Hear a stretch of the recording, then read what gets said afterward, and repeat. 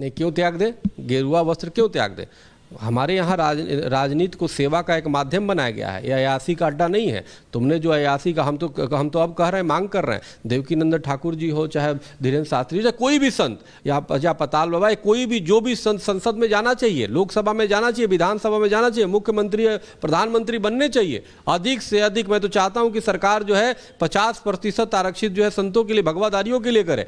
अगर भगवाधारी आ गए तो देश और चलेगा। देखो उत्तर प्रदेश कितनी अपराध खत्म हो रही है, वहाँ पे किसी हिम्मत नहीं, कोई बेटी बहन को छेड़ दे, 2 मिनट में बुलडोजर चलता है। अगर सुप्रीम कोर्ट बीच में ना आता तो आप कितना उनके अंदर डर का माहौल होगा। तो ये संत ही कर सकते हैं। वृक्ष कबहु न फल बचे, नदी न संचय नीर, परमारथ के कारण साधु भया शरीर। तो अब आवश्यकता है संतों को तो राजनीति में जाने का। आचार्य चाणक्य ने राजनीति की सत्ता को स्वीकार किया था, तभी तो नंदवंश का नाश किया और स्वयं मंत्री बन करके, महामंत्री बन के उनको सहयोग किया। पूर्व जी करपात्री जी महाराज ने राजनीति की सत्ता को स्वीकार किया, इसीलिए रामराज्य पार्टी की स्थापना की। और अनेक हमारे इतिहास है।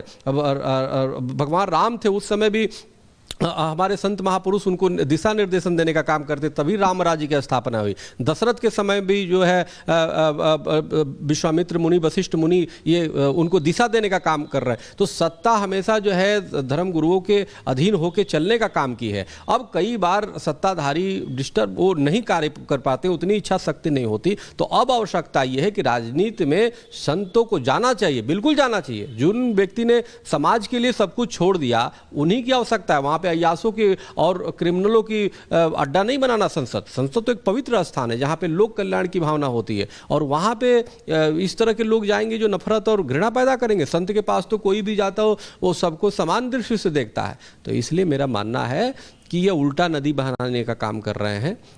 हमारी तो प्रधानमंत्री मोदी जी से भी निवेदन है कि संतों के लिए कम से कम 50% तो वो कर ही दे। जो भगवाधारी है उसको 50% बैठे, देखो कितना आनंद आएगा।